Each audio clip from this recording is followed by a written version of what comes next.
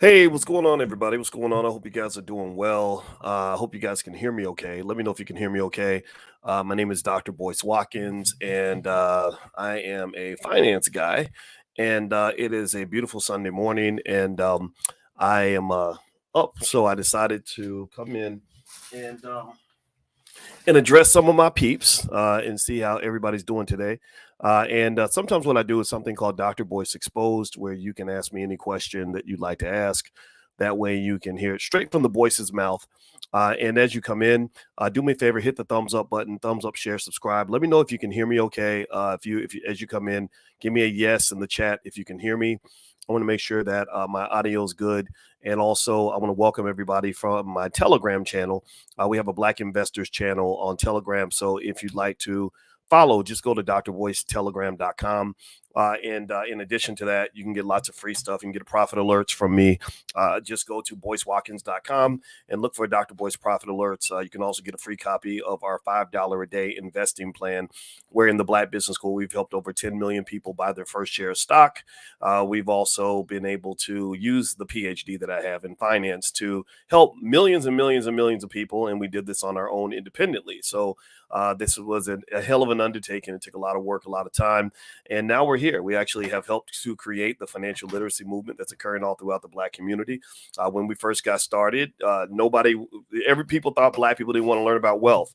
And they told me, you're wasting your time just talking to Black people. But I believe in Black people. And so that's what we've been doing. I've been pushing at this for a long time. I started doing this stuff 25 years ago in the 1990s. And I started doing the internet thing probably about a little bit before Obama got elected, maybe 2006 or so. And things have come a long way since then. As I left the faculty of Syracuse University, because I wanted to connect with my people. And so here I am. All right, so let's jump in. I'm gonna answer some of your questions, and I'd love to respond to just anything that you want to ask me about. Also, hang out, and I'll give you a couple of stocks that I just discovered and researched. One that I own already, one that I'm about to buy.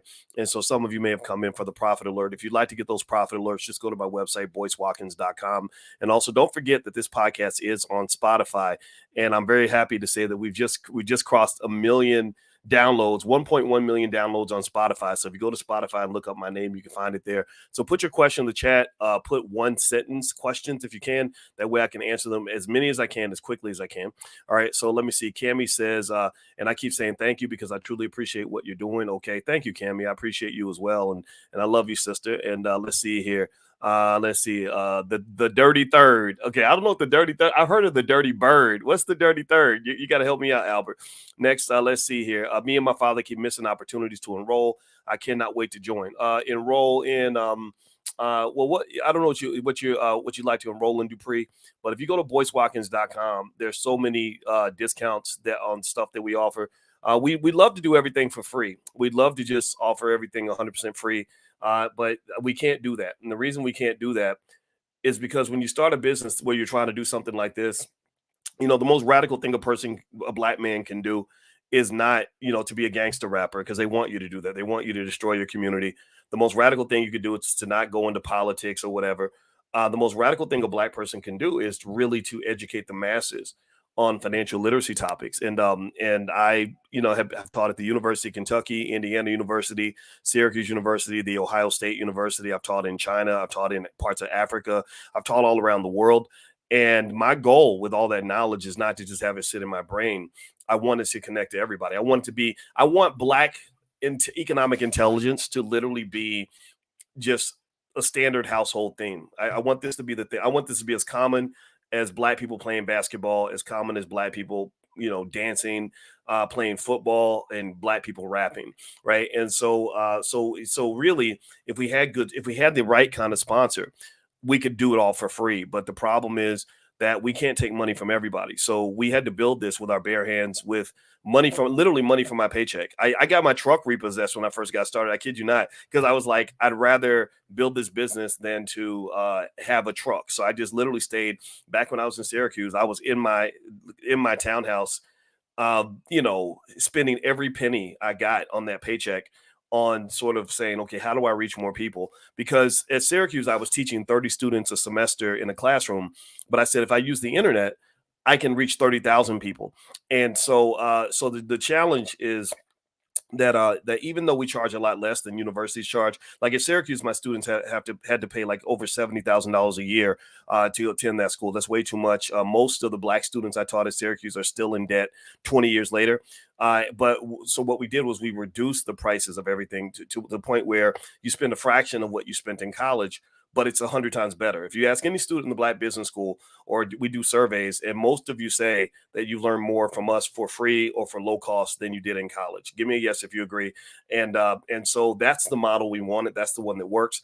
And the reason we can't do everything for free is because we don't want big corporate sponsors, because big corporate sponsors require you to be politically correct, even if it's not even if it's not true, right? Even if it's not beneficial to the black community. I don't want to fit into political correctness. I want to say the things that are actually true.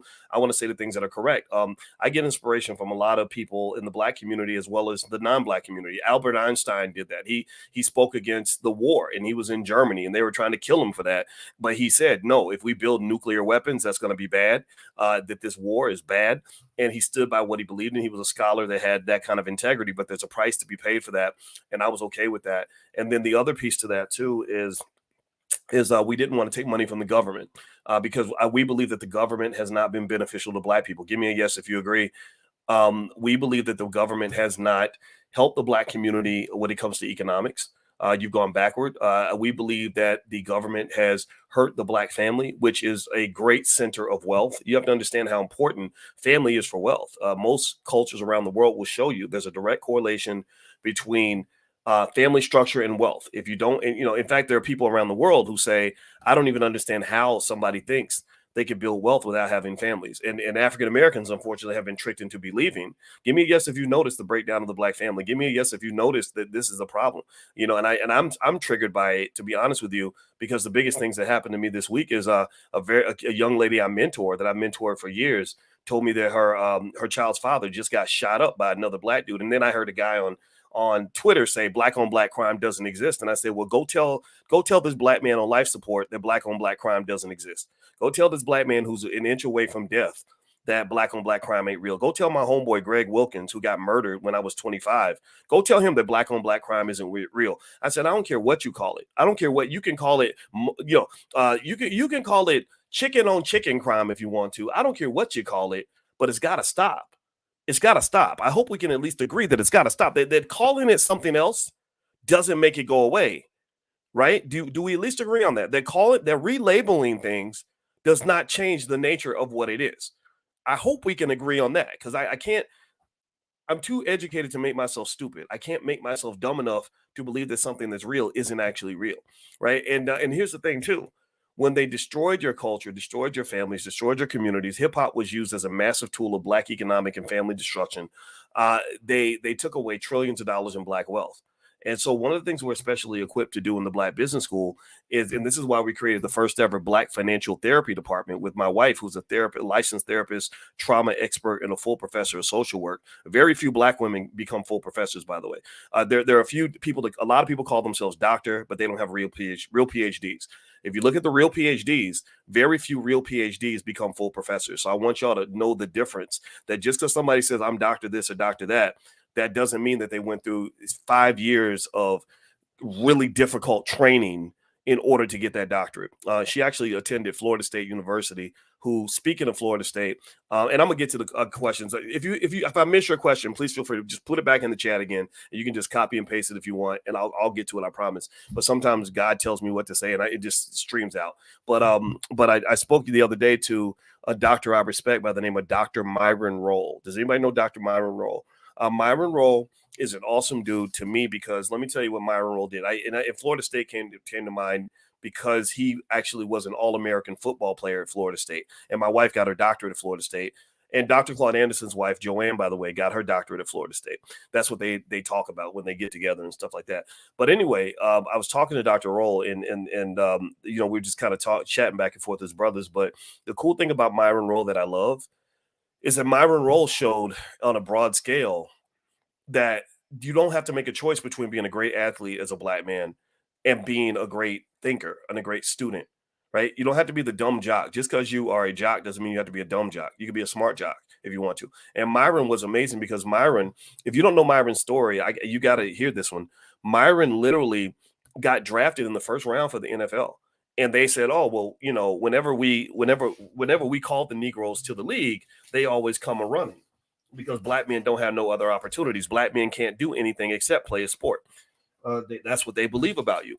Well, Myron said, "Oh, well, let me show you something. Let me show you how much I love myself and don't really give a damn so much about what you think about me."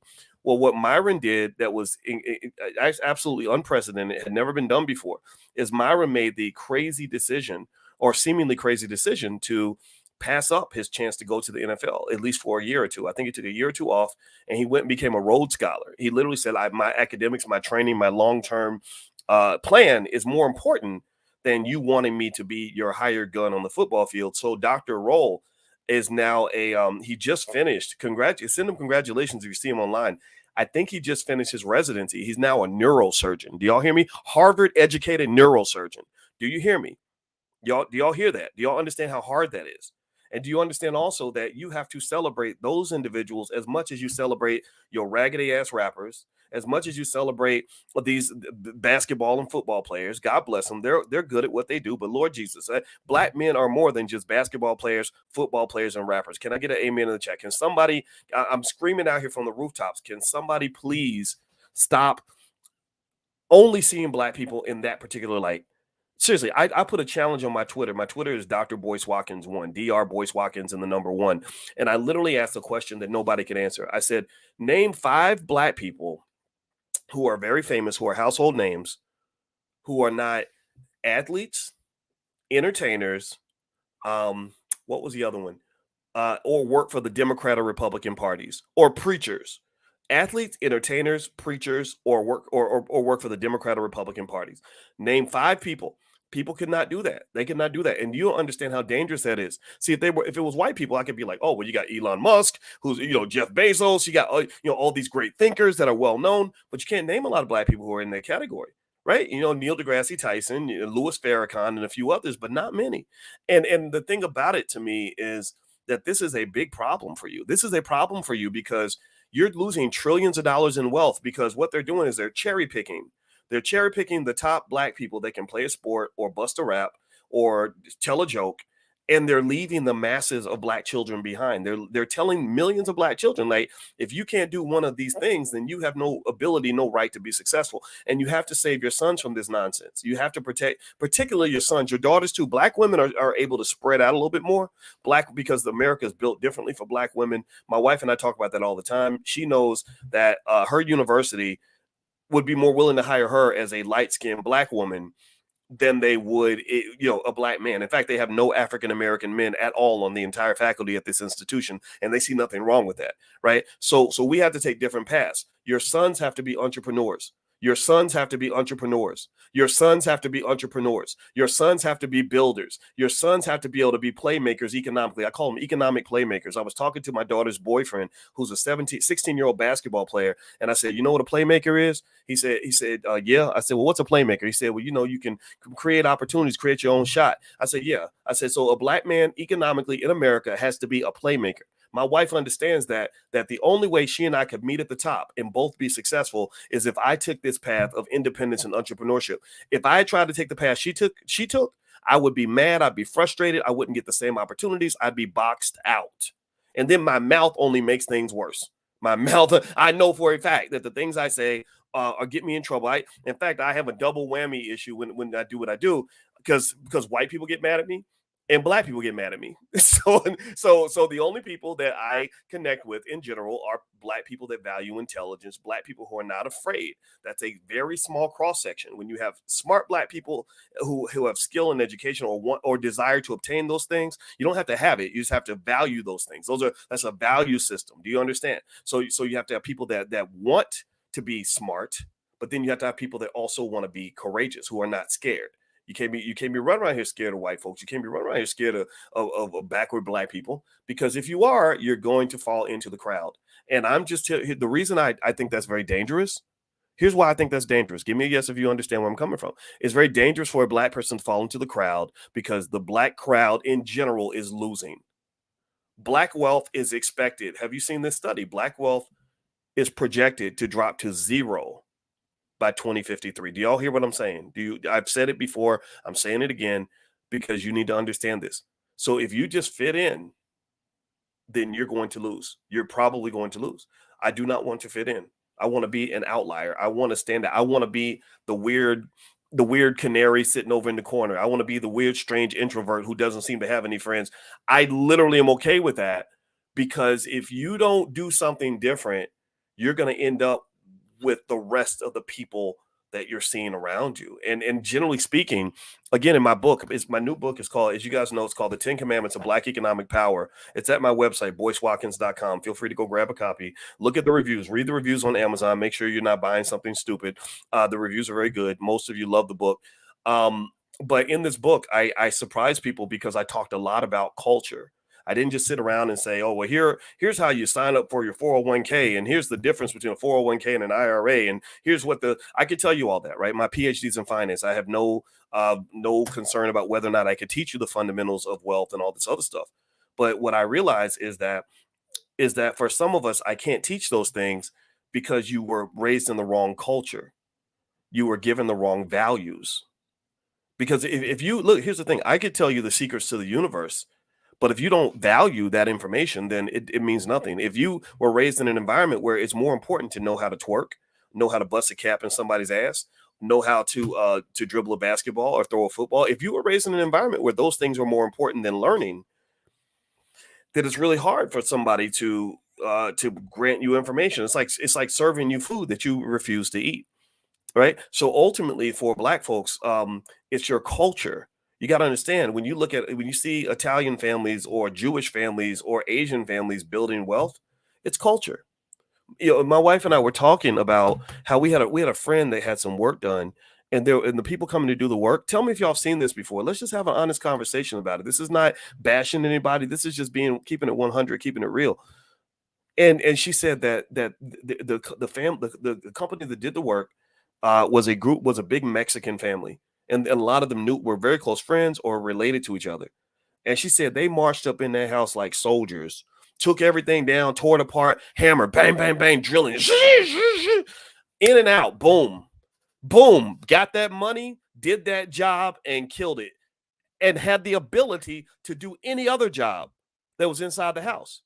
Now, I'm not saying there's not Black people who can do that. We know that there are Black people with tremendous skill. We know that there are Black people that are in the trades. In the Black Business School, in fact, we're in the middle of negotiating a very big contract with a group that can help us to bring the trades and the skills back, because your community is not being built because you don't have any builders, right? You can't build a building with people with bachelor's degrees in business management. You can't build an institution with people that have a 4-year degree in nothingness, right? You can't build a community up when everybody's pretty much trained to just look for a job. That doesn't work. You have to have builders. You need those to build this building. You need people that can handle the cement, that can set up the electrical, that can do the HVAC, that can do the plumbing, that can do the carpentry. Give me a yes if you follow what I'm saying here. So you need those builders, and we have those builders, and our goal is to help really talk about that and put that in a position where we can create more of those.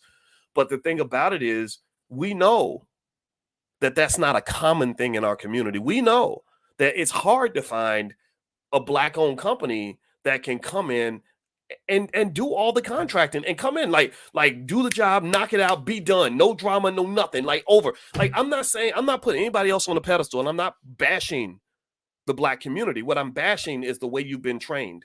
What I'm bashing is the brainwashing. What I'm bashing is the systematic racism that trained you falsely to trade in your land, to trade in your businesses in exchange for bachelor's degrees and student loans and corporate jobs. That's what you did. That's what you did. You traded in ownership and power and control for a bunch of jobs where the average wage is going down. Do you understand what I'm saying to you? I have a PhD in finance. All I do is sit around and consume financial information, as I've been doing since I started teaching college students at the University of Kentucky in 1993. Some of y'all wasn't even born in 93. Right? So I'm an OG. I may look young and energetic because I lift weights and work out every day with my beautiful wife, but I'm not a kid. So I am telling you that the culture that taught you to grow up and search for a white man willing to hire you to do a job, that ain't nothing but the trap. That ain't nothing but the trap. Rappers rap about the trap. Yo, I was up in the trap, getting shot at in the trap, selling dope in the trap. They rap about the trap, but you don't understand. Some of y'all educated Negroes, some of y'all Negroes with BAs, BSs, and PhDs and JDs and LLMs behind your name to make you feel like you're better than everybody else. Oh, you in the trap too. You're in the trap too. Some of y'all in the student loan trap. I'm not making fun of you. I went there too. I'm an educated Negro myself. I had to be broken out of my brainwashing. Life had to kick me in the butt enough for me to let go of the misconceptions I've been raised with. Okay, so I'm not making fun of you because I was there. If you're 42, I was there at about 42. If you're 32, I was there when I was 32. Now I'm 52. And I'm just here to tell you that these traps, the student loan trap is real. The corporate job trap, let me tell you what the corporate job trap looks like. The corporate job trap comes with a lot of stress and anxiety from getting up and going to work every day with somebody who hates you. It comes with a lot of financial insecurity because you're scared to death that they're going to fire you. It comes with being pissed off constantly because the white man's always going to get opportunities that you don't get. And when people come to me, I was in Milwaukee at Hip Hop Week, speaking of Hip Hop Week this week, and I was really, somebody said to me, they talked to me about racism on the job. And I said, you know what? I said, I'm very careful about bringing up this issue because I end up hurting people's feelings or making them upset. I said, but when I hear somebody talk about how poorly they're treated as a black person on the job, when I hear them talk about how white people get opportunities that they didn't get, or the white guy got the job, I didn't get it, or the white guy got the raise, I didn't get it, the white lady got the promotion, I didn't get it. I really want to ask them, I'm like, who told you were white? Who told you that you were who fed you the fairy tale? Was it a Disney movie you watched? Because Disney's good at telling fairy tales. Was it a Disney movie you watched that told you that somehow you live in a country that has been able to overcome 400 years of systematic programming of the very basic idea that black people are inferior to whites? That black people are different from white. Like, who told you? Who trained? Who made you? Who lied to you? Because the reason you're upset is because your expectations were not met. You came in with the wrong expectation. You came in with the expectation that if I have the same credentials as a white guy and I work just as hard as a white guy and I'm a good person like the white guy, then I'm going to get the same opportunities as a white guy. And I'm gonna just tell you, again, this is where people get mad at me. I don't care because I'm not here to fit your fairy tale. I'm here to tell you the truth. Um, I've never seen a scenario where any ethnic group of people has treated outsiders the same as they treat themselves, especially when it comes to the sharing of wealth and power, resources and opportunity. I've never seen that. Give me a yes if you agree, if you understand where I'm coming from on this, or at least you can hear me. I'm not asking you to agree. I'm asking you to consider and hear me. I think all the arguments, like where you're yelling at white people and saying you're not fair, you didn't treat me right, blah blah blah blah.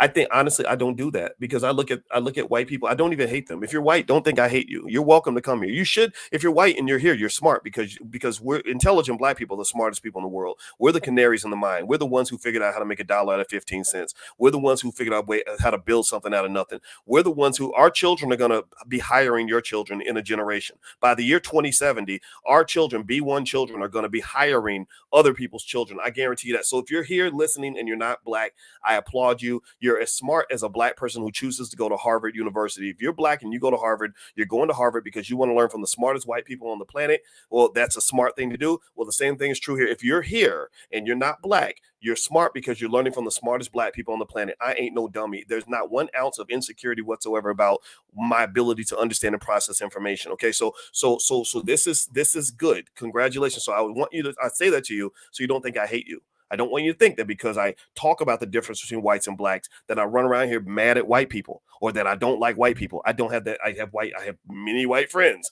and I applaud. I support them. I applaud them when they succeed. But here's the thing though. One thing I would say to black people is that you ain't white. You're just not white. You know, you go into a business that is run by a white guy, he's going to treat other white people different from you. I just believe that's human nature. You go work for Asians. You really think that in a Chinese a restaurant is going to treat the black employees the same as they treat the Chinese employees who speak fluent Mandarin? You really think that your black ass speaking your Ebonics or whatever you speak, maybe you speak proper English, you really think that you're going to get the same treatment working in a Chinese restaurant as Chinese people who are speaking Mandarin? Ni kwe sha putong wama? Right?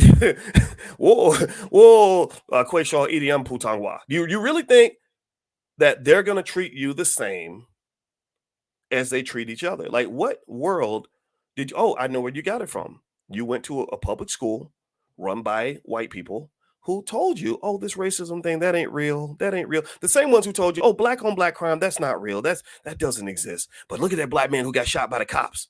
But then you're like, but wait, I got 4 friends who got murdered by other black people. We got a problem with violence in the hood. No, no, no, that's not real. That doesn't exist. Or, I'm hearing from people in my hometown of Louisville, Kentucky. A young lady that I've mentored for a long time, she said, it's crazy out here. She said, they're shooting the women, they're shooting the children. They ain't sparing nobody. And then you're going to turn around and tell me that black on black crime ain't real. I just I can't understand that. I'm like, if it's not real, then no one would be getting shot on a regular basis. I'm not saying that it shouldn't be called, that it should be called that. I'm saying, who lied to you and why are you so committed to the lie? So my goal in general is not to be the person who thinks he knows everything. My goal in general is not to be the person who is telling anybody what to do. My goal is to simply say, let's figure out what the truth is so we can get to the truth, so we can solve the problem and solve the right problem, so we can really get to the solution that gets us the right result. So in order to solve the problem, first you got to figure out what you want, and then you got to figure out what the issue is. And the reason you don't solve problems in your community, the reason your wealth is going backward, your family's going backward, your health is going backward, you're going backward politically, is because they got you looking like a dog chasing your own tail. You're spending all your energy solving the wrong problems, solving them the wrong way, and looking for the wrong process. That's what you're doing. So you got to learn to start thinking for yourself. And again, people get mad when I say this is a platform for intelligent black people. I'm not saying you got to be intelligent. I'm not saying you got to be educated. I know a lot of uneducated people who are extremely intelligent. What I'm saying to you is you better learn how to think, or they're going to have you looking crazy out here. Anyway, do me a favor. Please hit the thumbs up button, thumbs up, share, subscribe. You're watching drboycetv.com, the home for intelligent black people. My name is Dr. Boyce Watkins. And I want to remind everybody, if you, I'm going to give the profit alert. So some of y'all came in to get the profit alert. So let me give you the profit alert, the stock that I like this week, the stock I just bought. The stock I just bought is a company called Arcutis Biotherapeutics. It's a small company, very low stock price. I think the shares are $8 each or something like that. But the ticker symbol is ARQT. ARQT. So somebody could type that in there. That's Alpha Romeo Quebec. I don't remember the T in the phonetic alphabet. I'm getting my pilot's license. I need to learn the phonetic alphabet and stop forgetting it. But Tango, I think it's Tango. So Alpha Romeo Quebec Tango. So that's the ticker. Feel free to go take a look. Again, this is not investing advice, and I want to make that clear. I do not give investing advice here. I just tell you what I'm buying, and hopefully that will help you. So feel free to go take a look at that stock. I just bought some shares just now. If you'd like to get the profit alerts sent to you via text, all you have to do is either text the word Boyce to 31996, or you can go to boycewatkins.com. Either way, text the word Boyce. Not Boyce. I'm sorry. Stock. Text stock to 31996. Text the word stock to 31996, or you can just go to boycewatkins.com and you can get the profit alerts for free. Also, you can get a copy of our $5 a day investing plan, and as well as a training I did on how to make money without working. So feel free to go take a look at that. All right, so let's hop in here and let me answer some of the questions. All right, so let's start with the big one, the real fun question. So you gave investors advice on TREF. No, I did not. With the TREF is the Tulsa Real Estate Fund, and I put out a statement to make it clear to you guys exactly what I did. First of all, so what's going on, in case you don't know, is that the Tulsa Real Estate Fund is under fire. Julian Gordon is demanding certain questions be answered by Jay Morrison, who founded the Tulsa Real Estate Fund. Julian and Jay are both two guys that I've worked with for years. Each of them approached me around 2017 to ask to work with me. Julian, I supported him. I supported Jay. I support a lot of Black-owned businesses, and my goal is to see as many Black people as possible become economically successful. So as a result of me supporting dozens of Black-owned businesses, I did support the Tulsa Fund. But it wasn't a paid endorsement. And I want to make that clear too, because I know that there have been people who said Dr. Boyce got paid. He got paid to go over there and do it. I did not get paid. I did not get a penny from the Tulsa Real Estate Fund. Am not, nor have I ever been a paid endorser of the fund. Also, I talked to Jay and I talked to Julian. I talked to both of them for an hour this weekend. And I told Jay, I said, Julian has questions on behalf of the investors. I think you should answer those questions. And I also told Julian, I said, you know what? This is, I don't like to see the fighting. I don't like to see the back and forth. I admit that that's not fun for me. But at the same time, I find I did take a look at the financial statements that were sent over to me. I run my own business. I don't keep up with everybody else's businesses like that. And I did look and I invested it. I supported. But I didn't scrutinize. I said, I'm not going to scrutinize a black man's company more than I scrutinize a white man's company. So there's been other companies I've invested in that didn't do so well. I invested heavily in Disney. Disney has really been struggling. Disney, similar to Treff, has an activist investor who's basically saying you're wasting the money. You need to fix this, etc. Right. So it doesn't just happen in the black community. That's the point I want to make on this. And whatever happens with Treff, I mean, that's Jay. That's his issue. But I want you to understand that these disputes do happen. They happen all the time, every day, all throughout the country. Now, was there any criminality there? I haven't seen any evidence of that. I do see a lot of spending. I think there's a big $2.7 million expense that was there, and I did ask Jay about it, and I said, you probably should release some information on that. And that's where it stands. Okay, so in general, I will always keep supporting black-owned businesses. I supported I supported Jay stuff. I supported Julian stuff. I've supported dozens of other people, and also I want to reiterate, I was not paid to do that. If I had been a paid sponsor or a paid endorser or a paid evangelist, I would have been more directly involved. I would have been on the board or something like that.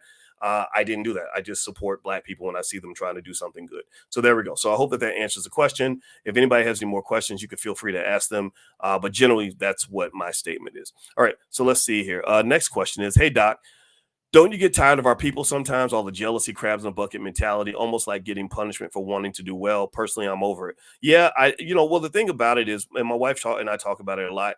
You got to realize the black community is very traumatized. We're very traumatized. And one thing that she taught me about trauma, because my wife is a trauma specialist, she's a trauma expert, is trauma. Trauma makes you want to fight a lot. Trauma. I'm looking for my water. Trauma makes you want to just it makes you easily triggered. Trauma also affects your body, your physical and mental health. In fact, I encourage anybody who was traumatized, like if you went through anything tough as a kid, poverty, maybe a parent on drugs or some abandonment issues, go take there's a test called the ACEs test, Adverse Childhood Experiences. Go take the ACEs test and see where you stand on the trauma scale. And if you're high, I highly recommend therapy. I was very high on the trauma scale. I was traumatized. So I had to work on, I'll just be honest. When I got on the phone with Kanye West, he called me during the All Black National Convention last year. We talked a long time and we were really getting along really well. Like there was a point where he said something like, he said, man, I was so tired. And he said, when I talk to you, I wake up. And I'm like, yeah, let's talk, let's bond around this pro-black stuff. But then I saw the other personalities of Kanye kind of coming out. And I was like, I told my wife, I said, I don't enjoy this. This is not fun for me. I don't give a shit how many albums you sold to white people. You're not talking to me that way. And I realized, in general, I knew this was happening, that this is me. This is my trauma coming out, because as a kid, I saw bullying up close, and I don't like bullies. I don't like you try to punk me, I'm gonna fight you, right? And I think that's I've just learned through time that there has to be better ways to deal with that. So conflict resolution was something I've really had to work on my whole entire life. And I encourage some of you, whatever your issue is, like work on that, get help. There are good black therapists out there that can really help you, but you got to get over the stigma of therapy, or you'll never grow. Okay. And by the way, if anybody wants to know, my wife is a therapist and her website is coachingwithdralicia.com. A lot of you, actually, I can see some people are already her clients, but if you want to go in there and just see what she does and take a look at it, feel free to go to coachingwithdralicia.com. I'll put the URL on the screen in case you want to go take a look.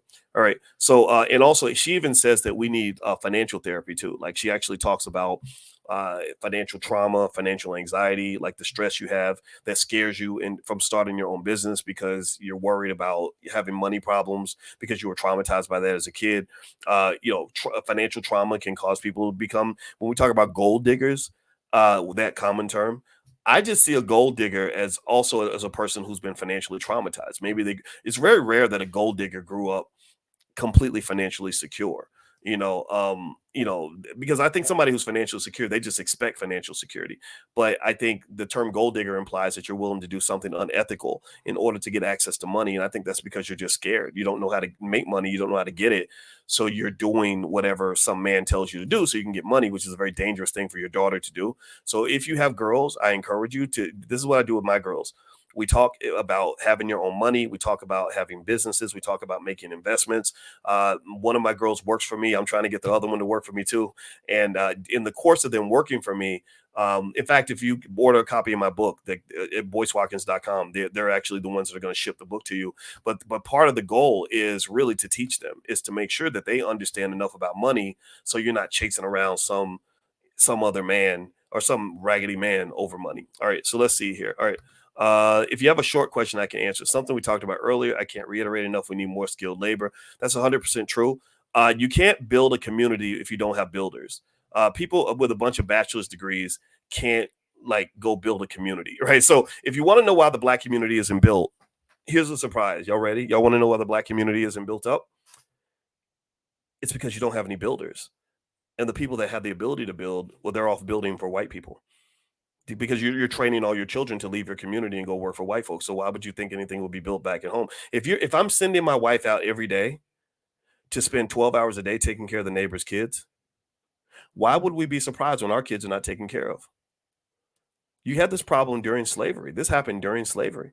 So what's surprising you here? So what has to occur in order for you to build a community is you have to do what China did. What China did was they specifically told their people, they said, we don't care about what you do outside of China. You leave China, you go to the US, you go to Europe. We don't care how famous you become. We don't care how much you do in science or what your achievements are. Nothing that you accomplish matters if you're not bringing it back home to China. Period. That's it. China first. Just like we got black first, they had China first. We got B1, they had C1. And so what happened was people started coming back to China. They started pouring their expertise into their home country. And guess what? Now China is one of the great economic and political superpowers of the planet. By the end of this century, China will dominate the United States if they don't declare war on us and simply take over the country. They've already bought up millions of acres of farmland. They already own a big chunk of your media. They're already spying on your government like crazy. They and on top of that, they have a huge stake in American economics. Who do you think owns a lot of that debt? Your government's deep in debt. Well, who's buying that debt? That's the Chinese. The Chinese. So just understand, to have power, you have to have a power plan. And my question for you individually or for your family is, what is your power plan? All right, next question. If you have short questions, I can answer. If they're too long, it's going to be hard to answer. And all right, so let's see here. Is this another Treff question? Boyce, why would anyone listen to your financial advice analysis after you supported one of the worst scams in Black history? Well, first of all, I don't give financial advice. Give me a yes if you hear me what I tell you. I do not give financial advice. Everybody give me a yes if you understand that on this channel, I do not give financial advice. I want to make that clear. All right. Also, secondly, maybe my views doesn't hear very well, but I mentioned to you earlier that I supported the Treff Fund because I support dozens and dozens of Black-owned businesses. And one of the things you have to understand is that 86% of Black-owned businesses fail. 86%. 86% of Black-owned businesses fail. And the reason they fail is because they get discriminated against by white people. They get discriminated against by Black people. When they make a mistake, Black people pull the lynch mob out. And also Black businesses are significantly undercapitalized. So if you have an issue with what the Treff Fund is doing, number one, you can go talk to them. I don't run that business. I saw the financial statement like everybody else. But number two, help the brother. If you believe that a Black business is struggling, help them. Either give them, either tell them that you're not doing business with them and give them constructive criticism, or get off your ass and go do something. Make it better. Seriously. That's what I would say to you. Are you helping your brother, or are you sitting there enjoying watching another black person fry? If that's the case, then just go join the Klan. Just go do what white folks been doing. Seriously. So that's my position on that. Now again, but I make it clear, I'm not a paid endorser of the TREF fund. I didn't get any money from the TREF fund. I invested in the fund. If the fund goes down, my 10,000 goes down too. I invested $10,000 just like Nipsey Hussle. I saw Nipsey Hussle make an investment before he died because he supported it just like thousands of people supported it, right? So Nipsey, it wasn't no dummy. Nipsey didn't see the financials the way we've seen the financials, but Nipsey said, "I see a black man doing something good. I'm gonna put my money where my mouth is." And I was in the chat and I responded to Nipsey and I said, "Wow, that's a good idea, brother. I'm in for 10,000 too." That's what I did. So one of the things that you need to stop doing in general is stop gloating over the dead body of a black owned business. If you think that the business is not good for you, then go back to supporting white people. Like, do whatever you want to do. But if you care about the community, then find another black business to support. But to repeatedly talk about the thing over and over because it's getting you views on your YouTube channel, I think is problematic, disingenuous, and it really speaks to uh missing character and integrity. So that's what I would say to you. All right, so let's see here. JT and others were explaining the Trump financials years ago and were looking to get investors to answer their question. Well, maybe he was. Well, I don't know. If he's an investor, then I'm sure he can get them on the phone. But maybe he's not an investor. I have no idea. I don't know what people invest in. I don't know how other people run their businesses. I have a whole team I got to manage myself. All right, so let's see. Next question. CDTEV says, Dr. Boyce, do you think the BRICS nations moving their finances away from the petrodollar will affect the US dollar economy? Yeah, but it won't happen for another 20 or 30 years, in my opinion.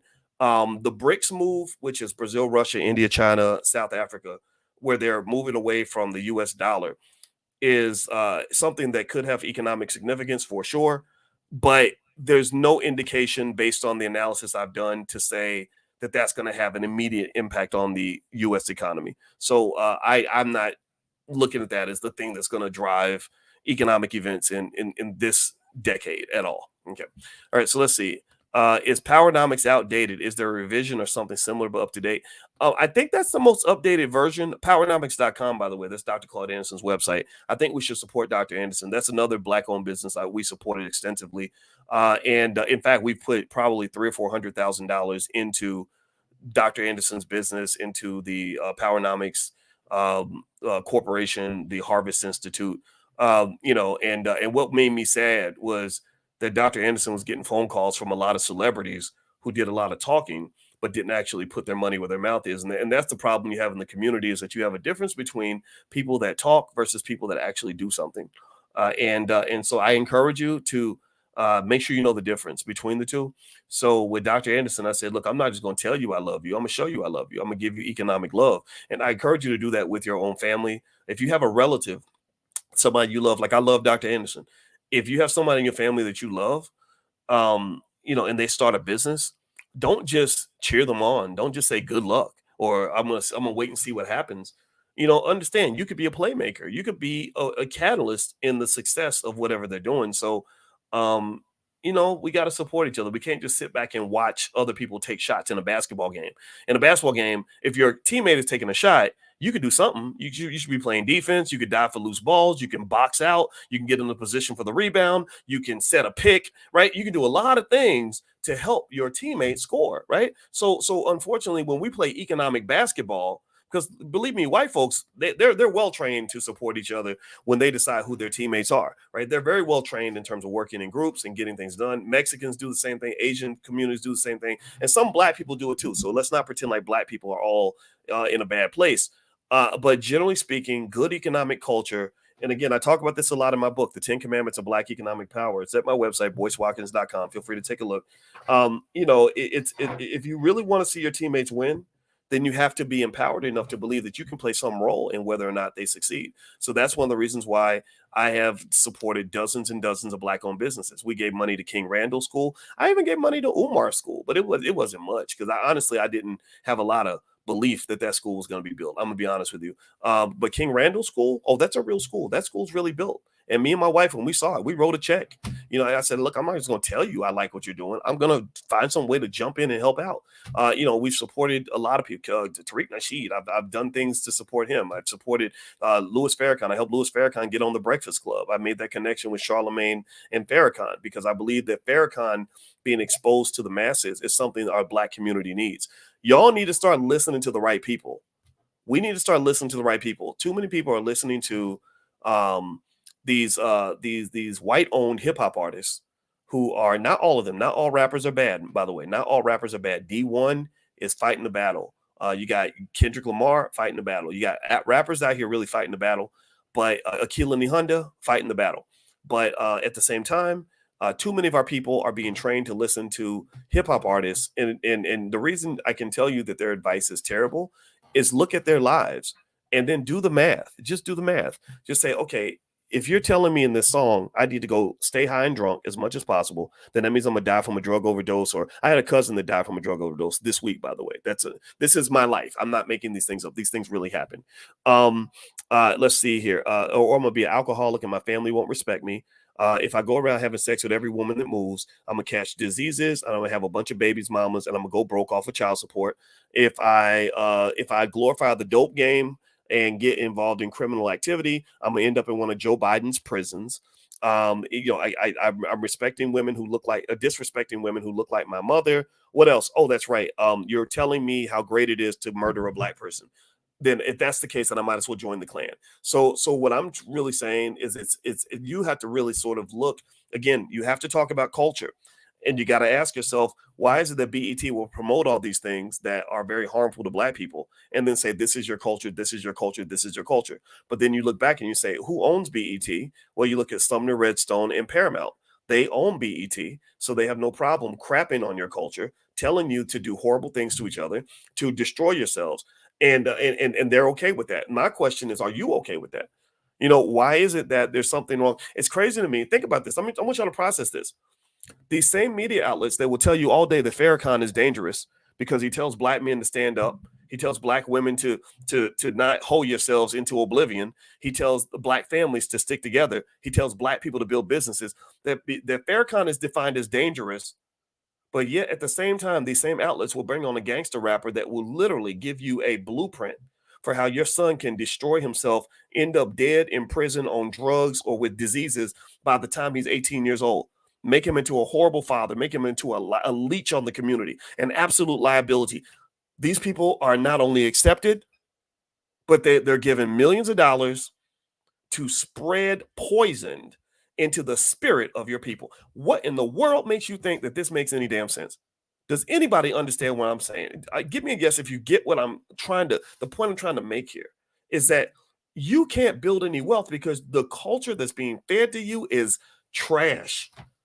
I mean, I'm offended. I'm like, Farrakhan's dangerous? Y'all really y'all skipping past all the rappers. No disrespect to all the rappers. So again, I want to make that clear. Killer Mike in Atlanta, my buddy. We had lunch together. I sat with him, and our wives sat together, and we talked about how much we love our wives and the community. We like again. I got a lot of friends that are rappers. Ice Cube, another friend. I have a lot of friends that are rappers. I want to make that clear. But I really need you to understand just how crazy that is. That the people that you look up to, the losers, and you look down on the heroes. You embrace the poison and throw away the health food.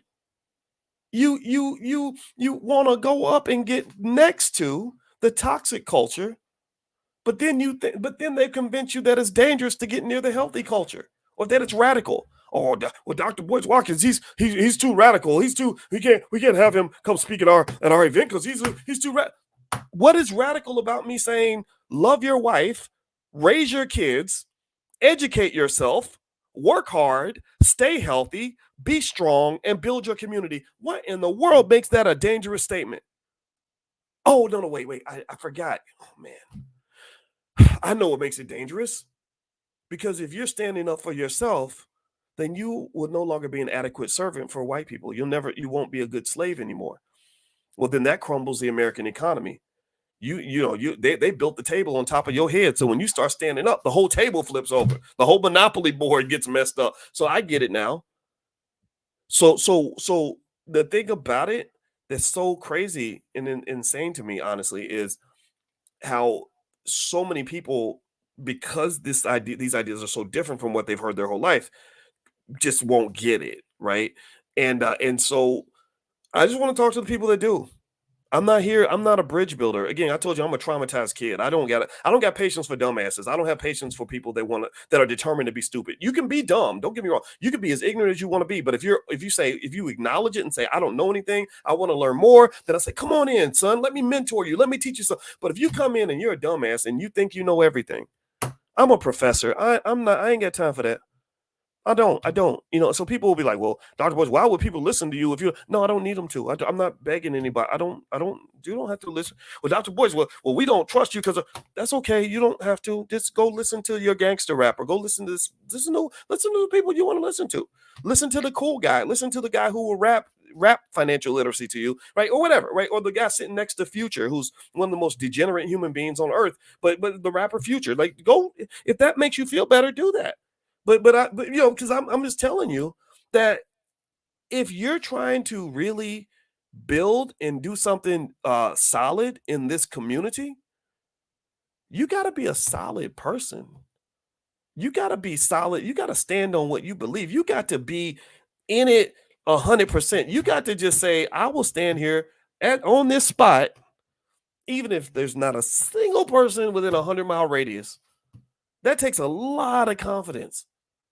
And most of us are not raised with confidence. I don't even know where I get mine from. Maybe I get it from God. I don't know. I guess so. I'm not religious, but someone gives me this courage. I don't know where I get it from. And I've had it my whole life. My mother, I used to get whoopings for running my mouth, but if I saw something that didn't make no sense, I would keep talking. My mama would damn near knock my teeth out. But for some reason, I'd be talking, I'd be thinking to myself, like, Boyce, you got to stop talking. But I would keep going because if it was stupid, it was just stupid. It didn't make any sense, right? So I would encourage you to really critically analyze the culture around you, right? In my book, The 10 Commandments of Black Economic Power, that's what it's all about. This is a book pretty much on economic culture. So for example, the commandments, the first commandment is always be an asset to your family. And that means that you have to confront the Negro in your family who thinks the world owes him something, the person in your family who has no problem leeching off everybody else, the one who shows up to the family barbecue and don't want to bring no food, the one who's always borrowing money and never paying it back. You have to train children early to understand you're a member of this basketball team, so to speak. And as a member of the team, you can always do something. There's always something you can do. There's always something you can bring to the table. If you can't bring something to the table, then you acknowledge that you didn't bring anything to the table. You're gonna do something for next time, right? So having that mindset is no different from having a football team where you tell every player on the team, everybody gets out there and works. Do your job. Everybody has a job. Do your job. Number two commandment is buy black whenever possible. Buying black is a choice. Buying black is something that you must consciously do. Economic consciousness is critical to wealth management, wealth preservation, wealth accumulation. Economic unconsciousness is a tool and a method that is used by those who want to extract money from you to get it because when you're not conscious, you're not paying attention. So the idea of getting black people drunk off of stupid media, drunk off of bad culture, drunk off of excessive materialism, drunk off of alcohol and drugs, right, and distracted, right, is a pathway to extracting wealth out of your community. So targeting black owned businesses, supporting other black people is really important. When I was in speaking this week in Milwaukee, and I walked in this store, it was a restaurant. What was it called? It had a great name. It was called Coffee Makes You Black. Coffee Makes You Black. That's what it's in Milwaukee. Me and my manager ate there. And there was a brother named Baba. I don't remember his last name, but it was Baba something. And he had some books for children or something. And I went over to buy some of his books, and I just bought a bunch and said, "Here you go." And somebody said, I like how you support black owned businesses. And I said, "Yeah, but that's what I'm supposed to do. I'm supposed to, when I go to the convention every year, I walk by the booths and I'm like, okay, let me show you that I love you by buying something from you." Right. And the thing about economic consciousness is fascinating to me is that we will spend lots of money with white people who don't even love us. Like, we'll give money to a big corporation that literally would not even offer you a job. And I personally think that part of self esteem means I'm not going to love you if you don't love me. And I think that's important, and it's funny because I remember when I married my wife and I got on one knee and we put the video up, And most people were very happy, but there were some guys who were saying, "You're a simp. You're a simp. You're a simp." I'm like, "What makes me a simp? I don't understand that." I've never had a problem attracting women. I've been rich for 20 years. Like, so what makes me what's me? Well, you simping because you doing it. I said, no. What? No, well, she using you because you really think I would love a woman who did not love me? You really think am I like you? You really think that I would literally get on my knee and honor a woman who does not reciprocate that love to me? You really think, what kind of simp must you be to even think that that's normal behavior? No, I don't do that. And here's the thing: if you want to use the term simping, we simp for white people like crazy. We look for love. We love the shit out of white folks, and they're like, why you like me? I don't even. I'm disrespecting you left and right, but you are determined to give me all your money. Right? We give so much more money to white businesses than to black businesses, and they don't give you nothing. They don't give you. They will give. They might give your black ass a job if they cannot find a white person or a Mexican to hire. Let's just be honest. Don't disrespect anybody in those groups, but seriously, y'all know that's true, right? So I'm just simply saying reciprocity is a requirement for self-esteem. If you don't demand reciprocity from your environment, and this goes for even ladies, like there's a stereotype that women only want men who don't want them, or women only chase after men who disrespect them and ignore them and all that. Don't do that. You should love yourself. If a man honors you and loves you and respects you, that's what you deserve. You should want a man that wants you. If you ever want to have a bad relationship, pick somebody who doesn't even like you or doesn't care that you even exist.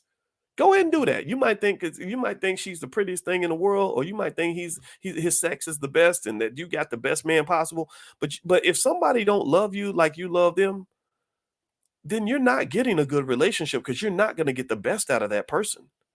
You're not, seriously. Because the way, even in my life, the way I treat a woman that I admire and that I love is very different from the way I treat a woman that I don't care a whole lot about. There's no such thing as like good man, bad man. Is Boyce a good man or a bad man? Well, it depends.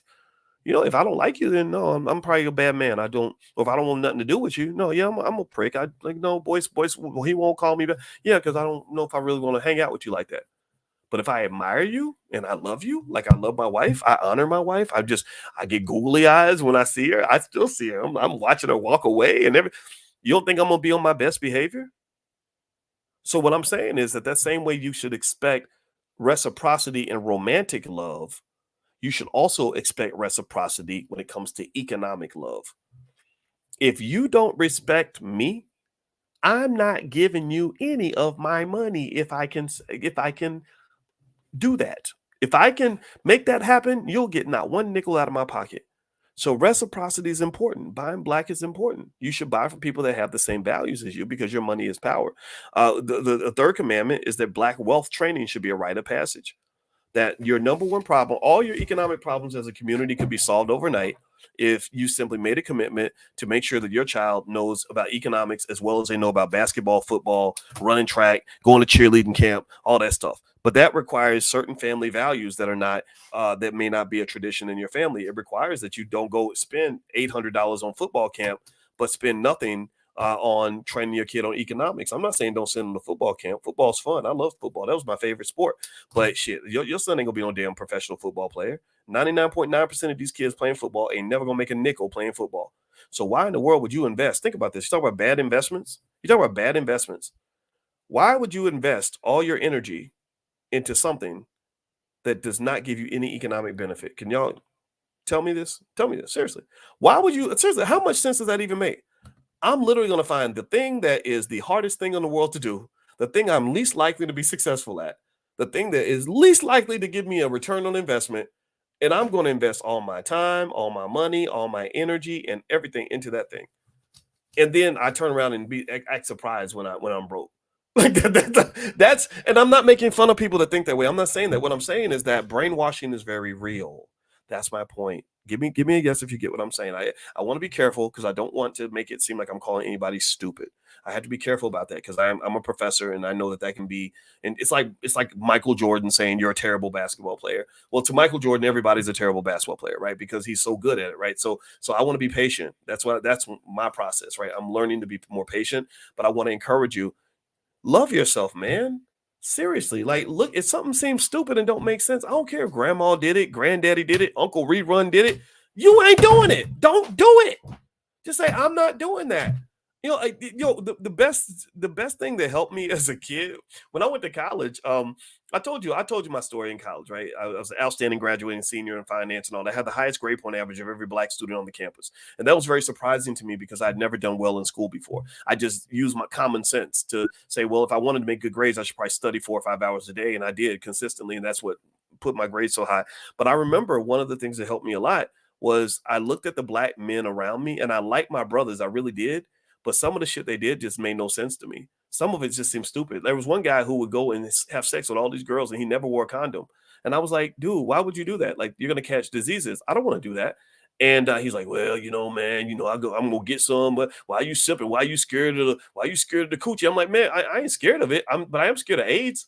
Like, I don't want to go out here. I don't want to go out like that. And let me tell you, I'm gonna tell you the honest God truth. He's dead now. He died in his 30s. He died in his 30s. This is not a joke. This is real story, right? I know other men who, other guys around me would just drink every weekend, drink. And again, maybe I was blessed to be more perceptive. I don't know. But I remember thinking, like, I don't think that's going to be good for you because alcohol, I read, I was like, alcohol does this to you and that to you and that to you. Are you sure it's good for you to drink like that every weekend? Plus, not to mention all the guys that I had seen that got shot in the club or killed somebody in the club or had something bad happen. It always happens in the club. Like, think about it. I don't know if anybody else does it, but I know like at least 2 or 3 guys that got 30 years in prison because of something that happened in the club, right? Or they got a life sentence in the morgue, right? They got killed. And I was like, I don't want to go to the club and I don't want to get drunk every weekend because I don't want to get out here and look stupid, get arrested, put myself in a bad situation. And so I ended up getting made fun of because I deliberately detached myself from a lot of that culture. I was like, I don't want to be like these dudes. These dudes are losing. Everything you're doing speaks of loser. You ain't studying. You're holding around, getting all these girls, messing with all these girls, going to get you sick and pregnant, or somebody going to get pregnant. You're blowing all your opportunities. You're turning yourself into an alcoholic. I don't want to do any of these things because, but I think that part of it too is that it took a certain amount of courage or willingness to not fit in, to not be part of the crowd. It also took like foresight, like a little bit of planning, like just kind of thinking like, what do I want my life to look like 10, 15, 20 years from now? And I think these are basic skills that can be taught to children. That's why I'm sharing all these stories. I like to share stuff from a real life perspective. I share these stories because a lot of these guys ended up exactly where you would expect. They got either crappy jobs or crappy lives, or some of them are dead, some of them are in jail, some of them are alcoholics, some of them are drug addicts. Some of them got babies mamas and can't pay their child support, right? And all these things, I need you to understand that this is all an economic conversation. This is all an economic conversation because I can't get you to level 6 economically when you can't get past level 2 when it comes to the choices that you make. And I think generally, I think that the danger of America is that black people, particularly black men, are trained to make horrible life choices. Horrible life, and to think that they're normal. And the reason you think that they're normal and safe is because everybody else is doing it. And what I visualize is like a group of sheep just being led off a cliff, and every sheep is jumping off the edge of the cliff because he sees the other sheep's jumping, and he's thinking, well, he jumped and he's fine, so I can jump and I'm going to be okay. But you're all going to die because they're killing the sheep like in collectively, right? And then also, if you look at what's going on with the music, ladies, y'all are being led into some really bad choices too. Like I'll tell you some choices that seem standardized among women that don't make any sense to me. First of all, we got to talk about like hip hop. Like your top rappers are in your top female entertainers are pretty much all selling their vaginas, like pretty much, right? Cardi B, Megan Thee Stallion, and Lizzo. Lizzo was, all about her coochie and everything. And I think that hoeing around, which is disguised as feminism, which that isn't what it is. But whatever, it leads to these crazy, horrible consequences that nobody will talk about. Like nobody talks about, what it's like to be like a 42-year-old woman who has cervical cancer from too many sex partners or something like that. I'm not saying that that always happens for everybody, but different reasons, but still.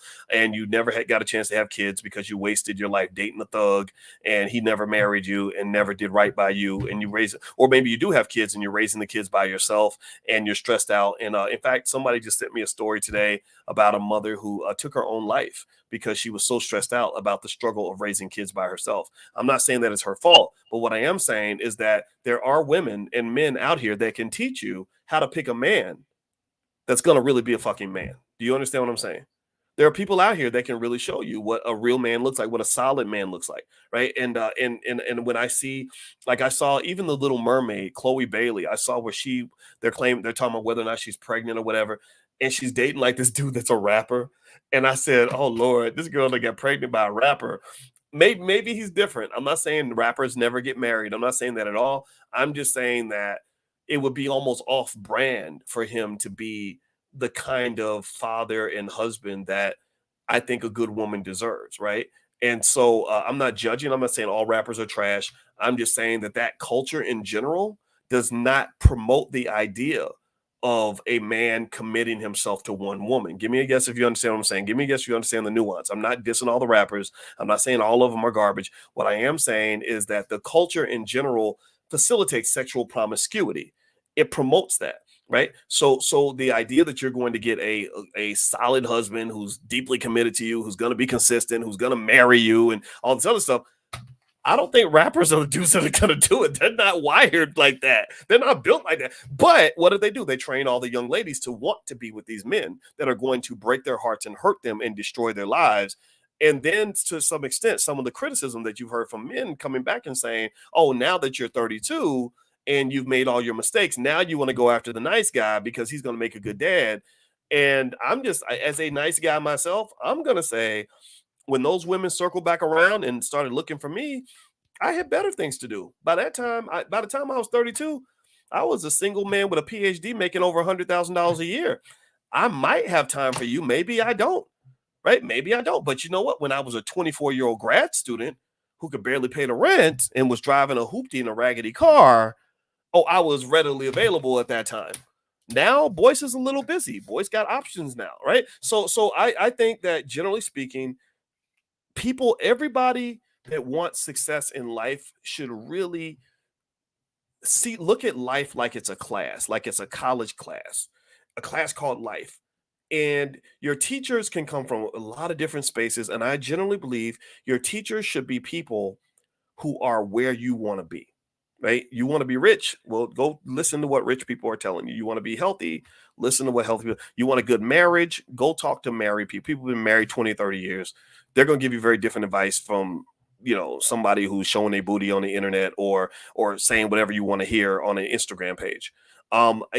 This to me, this kind of stuff is common sense to me. And I'm hoping that I can help somebody by sharing this common sense and encouraging you to pursue that. Okay. All right. So anyway, do me a favor, hit the thumbs up button, thumbs up, share, subscribe. My name is Dr. Boyce Watkins. You're watching drboycetv.com, the home for intelligent Black people.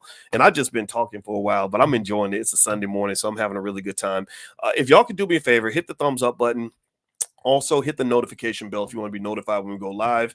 I do have a Black Investors channel on Telegram. So if you go to drboycetelegram.com, you can join that. I'll send the profit alerts to the Telegram page. I'll also send you the $5 a day investing plan and a lot of other free stuff. And also my website is boycewatkins.com. There's a lot of good stuff there. I'm going to be speaking at a Wealth and Power Summit in Austin at the end of September, and I'm going to Los Angeles next week, September 8th and 9th. So if you'd like to join us in Los Angeles or in Austin or, and then the All Black National Conventions in October, feel free to go to boycewatkins.com. I put all the information there to make it easy. It's kind of a centralized hub where there's lots of good stuff there you can take a look at. Even my wife and I, my wife's a therapist. We do a podcast called Pillow Talk with Dr. Boyce and Dr. Alicia.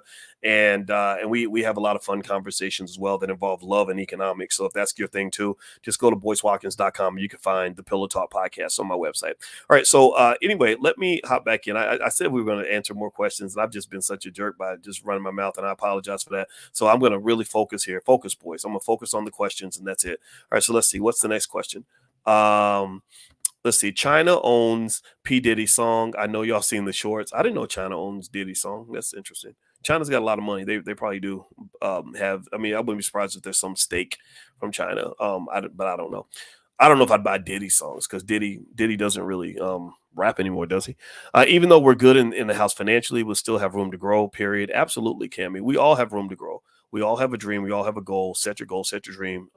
Pick a pathway. You can get there.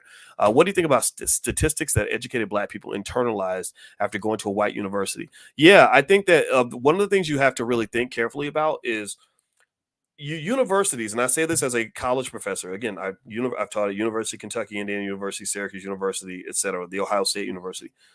Universities are great places to get certain skills. I just texted a friend this morning and she said, should my daughter learn economics by going to college or by reading books? I said, both. I said, college is great. College is a great place to be. You can learn a lot. You can get a lot of good skill there. But one of the things you have to be thoughtful about with universities is that universities are also political. They have a political agenda, and it tends to be more of a liberal agenda. Not that it's wrong to be liberal, but some of the liberal ideas are not good for Black people. And so, effectively, what happens, unfortunately, when a Black person leaves the community and they go to a big white university, there's kind of this unconscious, unspoken belief that you're now better than other Black people because you got a chance to be around white folks, right? Like because I left my grandparents in Tuscaloosa, Alabama, I'm now a better person. I'm smarter. I can come home and lecture my grandfather and explain to him why his beliefs, are old fashioned and wrong. And I'm going to educate him on LGBT and cross sectionality and all these other ideas that are just really to some extent just political opinions, right? But I'm going to state them as fact because, well, my grandpa never, I went to college and he didn't get past the 8th grade, so clearly I'm the smarter one. But what you've done effectively, unfortunately, is you discounted the wisdom that your grandfather has acquired and accumulated by the fact that he's 3 times older than you, right? And that respect ends up going away. And I think about this when I think about when I spoke at University of California, Long Beach. And at that event, I think who was there? And I remember Nuri Muhammad was there, but also Louis Farrakhan was there. I think Tariq Nasheed was there with me at one point. And Louis Farrakhan was speaking, and because they had an issue with the minister's position on LGBT, they got the Black students, the Black gay students, to come to the event and buy seats. And they all, out of disrespect for him, got up and walked out of the room while he was speaking, just to be disrespectful, just to go out of the way and be disrespectful. I didn't like that because I remember thinking, Farrakhan was fighting for you back when these white folks wanted to lynch your Black ass. Like before they ever loved you at all or acted like they loved you, this man's been fighting for you his whole entire life.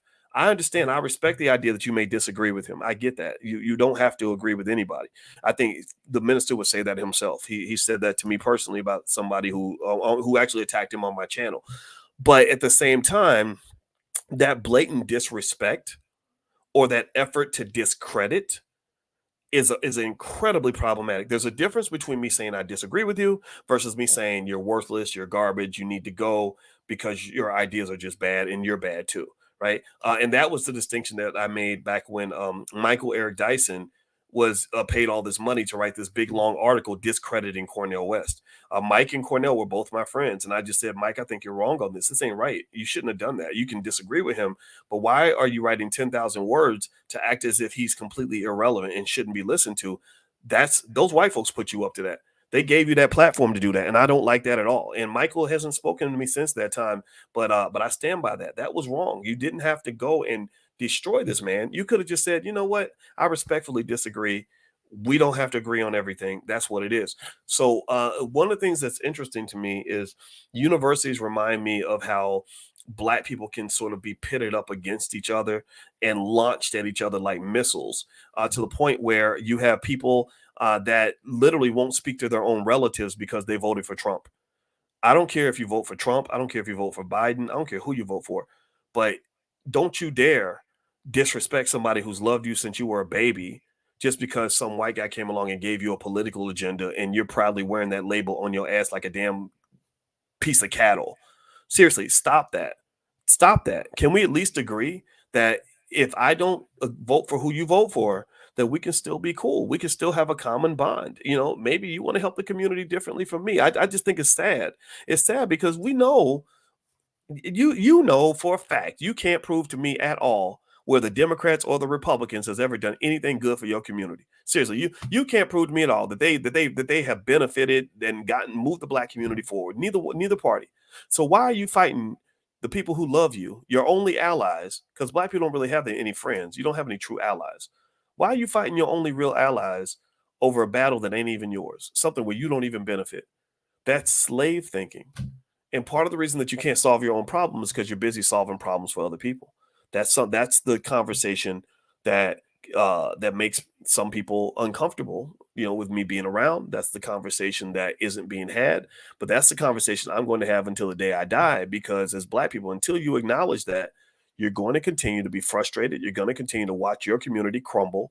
You're going to continue to watch your wealth decline, and you're going to continue to see other people prosper and benefit by using you, manipulating you, brainwashing you from birth.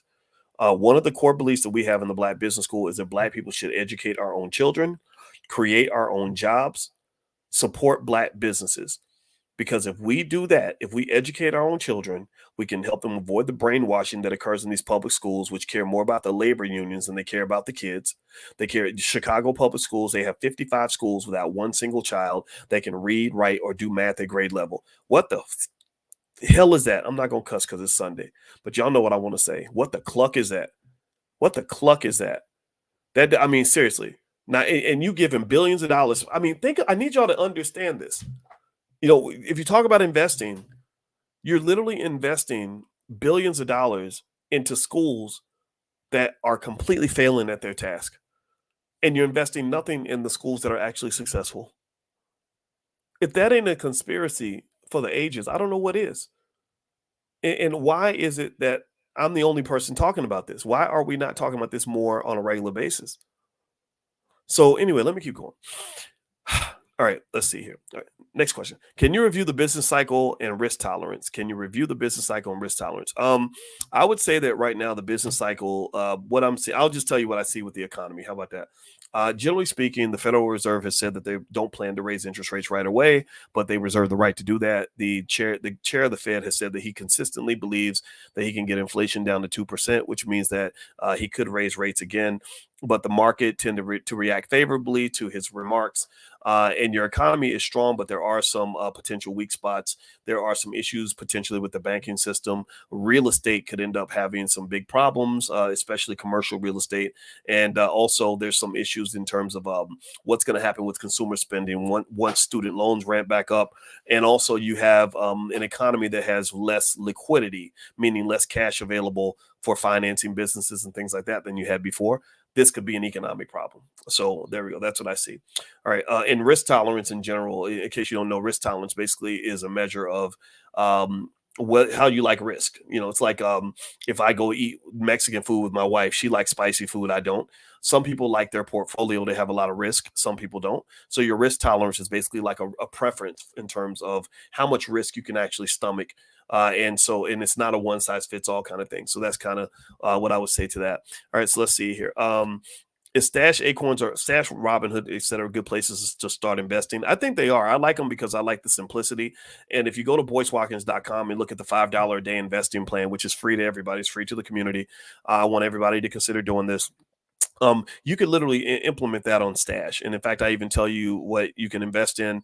All you have to do is invest each week consistently and never sell your stock. Do not sell. This is not remember what the difference between rich people and poor people is simply what rich people have accumulated more stuff. Rich people have more things in their possession, right? They have more assets. That's pretty much, well, more equity. How about that? Instead of, because you have liabilities as well, right? But the difference between rich people and poor people is that rich people have the stuff, poorer people don't. So when you're buying the stock, you're accumulating stuff, right? And accumulation takes time.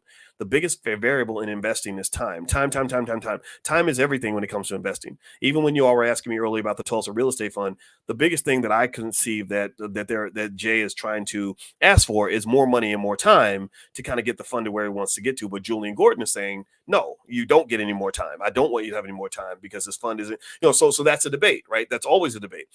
And so effectively, with you, time matters, because if you do the $5 a day plan, again, it's at boycewatkins.com. Feel free to go take a look. If you want it in book form, you can go to Amazon. There's a book out there, but you don't have to buy the book. You can have it for free. And basically, by putting that money in there consistently every single week or every single month, literally investing consistently in the S&P 500, the same way you might put money out for a car that you're paying notes on every month, that will put your child in a position where they never have to work for anybody for the rest of their life. I don't want my kids working because I don't want my kids to be abused. I don't want my kids out here, being mistreated every day on the job. I don't want them out here struggling. I don't want them out here scared. I don't want them out here feeling like they're constantly getting beat up on. So effectively, my goal is to at least make sure that if my kids have to work, that I can provide something for them to turn to in case things get hard, or at least put them in a position where they never have to work for anybody. All of you can do this, but if you have a newborn baby, you got to start now. If you're going to have kids, you should start now, right? Because the more time you're investing consistently, the more that money can grow. You let that money grow for about 20 years, you're talking about 100K. You let it go for 30 years, you're talking about $250,000 approximately, give or take a few thousand, right? It's not precise. But ultimately, what you're doing is you're giving them something that 90% of all Americans do not have this. Most Americans, or at least 80%, most Americans do not have this, and that is a financial cushion. A financial cushion. When you have a financial cushion, that means that you can quit your job if you want to, or if you get fired, you're not mortified because you can't figure out how to pay the bills anymore. If you want to start a business, you've got capital you can turn to take advantage of an opportunity. A lot of multi-billion-dollar business ideas die because the founder can't get $10,000 to get it off the ground. This happens all the time, right? So effectively, by giving your child that cash flow, what you're doing is you're overcoming racism by teaching your child to be their own bank. They literally become their own bank. And I know that people with index universal life policies and things like that, they talk about this kind of thing. I think this is a little bit better than an IUL to some extent. No disrespect to IUL. So there are benefits there. I have nothing against it. I think it's fine. But the reason I don't have an IUL is because I don't like the idea of having to invest for that long before you start to really see the benefits kind of accrue. With this, you see benefits in the first 5 to 10 years, right? And that money's there. It's liquid. That puts your child in a position that 80% of all Americans, not black people, Americans are not. And you'd be amazed by how much better your mental health is when you have financial security. Like, I want you to imagine when you were 25. I want you to imagine this for a minute. Close your eyes. Okay. Imagine when you were 25, if your parents just gave you like a couple $100,000 and you had $200,000 in your account. Think about how differently your life would have been. I mean, think about how many financial stressors you wouldn't have had to deal with. Think about how many tough, bad choices you had to make because of money, how much time you were angry or stressed out or fighting people over money, and how all that would have gone away because you would have plenty of money. You would have had abundance and prosperity as opposed to scarcity and stress, right? So what you're giving your child is you're not really giving them just money. You're giving them freedom. You're giving them happiness. You're giving them, or the pursuit of happiness, or at least the right to pursue it, right? Because a lot of people can't pursue happiness because they got to get up and go to work that day, or they can't pursue happiness because they have to have people in their lives that are harmful and toxic, whether it's this toxic, this racist boss they're dealing with, or maybe some horrible boyfriend your daughter wants to get rid of, but she can't get rid of him because he pays all the bills. Give me a yes if you follow what I'm saying. Give me a yes if you're going to consider what I'm saying to you. Give me a yes if you're already doing it. If you're already doing it, let me know. I've been talking about this for years. This is an easy play. You don't have to take a single class anywhere in order to do this. If you do this consistently, then your family will be in a far better economic position in a couple of decades than it is right now. It takes time, though. I don't know how to tell you how to get fast money. Fast money is for I'll let the rappers tell you about fast money so they can get you sent to prison or whatever. But I'm not going to talk about fast money. I'm talking about slow money. The slow money is the solid money. The slow money is the sturdy money. Just this morning, I was hearing a story about what was the company? Oh crap. It was AMC, and they were talking about AMC and how it was started by two brothers like 100 years ago, and they bought like a little movie theater, and then they bought another one and another one, and that became this behemoth that's worth tens of billions of dollars, right? It's just this tiny little thing that was pretty insignificant when it first started, and now look at AMC. AMC's are everywhere, right? So effectively, that took time. It took time to build that, right? It took time for AMC to become what it is, and I want you to get past this fast money nonsense that people are giving you, because that's just not how economics typically works, All right. So anyway, hit the thumbs up button, thumbs up, share, subscribe. My name is Dr. Boyce Watkins. You're watching drboycetv.com, the home for intelligent Black people. And this podcast is on Spotify. So if you go to Spotify and look up my name, Boyce Watkins, you can find the podcast there. We just passed 1.1 million downloads. So we're moving and grooving. And this is a Black-owned platform. So I'm super proud of that. Black and intelligent. That's what we believe in. Also, reminder, if you go to boycewatkins.com, you can find out about future events. I'm doing the training I'm doing in Los Angeles next week, September 8th, is more centered around something that you guys have asked me to do, which is some of you have asked me, how did you build this platform? How did you, without any support, how do you build a brand? How do you monetize the brand? And I want to do this in LA because a lot of the entertainers, directors, writers, and producers are dealing with the strike right now. And I love LA, but I hate it. I love Hollywood, but I hate it. And what I mean by that is I love Hollywood because they're some of the most talented, most intelligent people I've ever met are there. The Black people there in LA and Hollywood that I've met are just amazing. I mean, the actors, they stay in good shape. They have to be smart because they got to memorize all these lines. They work extremely hard. They're on the set 12, 13, 14 hours a day. They have so much discipline, right? And I made movies and my daughter is going to be an actress. So we talk about this kind of thing a lot. The downside, though, is I don't think they know their worth. I don't think they know their worth because they end up being sort of slapped around by this industry that's controlled by people from the Jewish community. Nothing against them. I have my students read a whole book called An Empire of Their Own, How the Jews Invented Hollywood. I have tremendous respect and admiration for the Jewish community for how they built MGM, they built Paramount Pictures, they built Universal Studios, they built Warner Brothers. They did all this while they were being discriminated against. I think that's pretty phenomenal, right? And it was a tough battle and it took time, but they did it, right? So I get that. But the problem is for Black people is, again, you're not Jewish, you're not white. So you go out there with all your talent and you're looking to become the next Taraji P. Henson. And next thing you know, you end up in these horrible, crazy situations. You're waiting in line for 8 hours for one audition, for some part that isn't going to pay you any money. Or you meet some person that promises you the world just so they can get you on the casting couch, or they get you on your knees, trying to have to put something in your mouth, right? Y'all know what I'm talking about. This is real. This is very real. I think Taraji's what's this guy, her manager or something? But this guy, he was known for having a thing for Black women, and basically he was Me Too'd for making all these indecent proposals to Black women, basically saying, I can make you famous, but you got to do XYZ for me, right? And the thing is, I don't want my daughter in any of those situations. I was like, no, your daddy got you.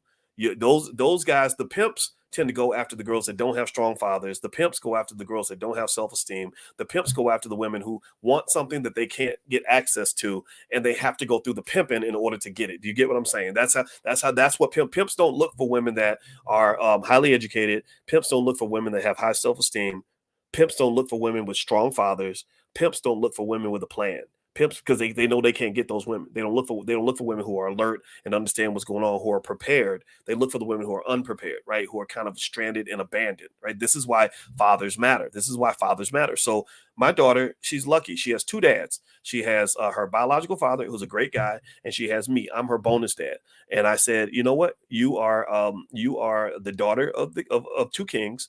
Which makes you what? She said, the princess. I said, exactly. So the princess gets protected. That means when you go out to LA, we're not going out there just as some Black actress begging for an opportunity. We're not doing that. What we're going to do is when we go to Hollywood, you're going out there with with financial security. I'm going to show you how to make money and make money in a lot of ways, not just by acting or singing or dancing, but you're going to know how to run a business. We're going to look at every model from Tyler Perry across the board so that you're ready. She's 12 and we've been talking about this for years. Actually, she's 13 now, but we've been talking about this since she was 9.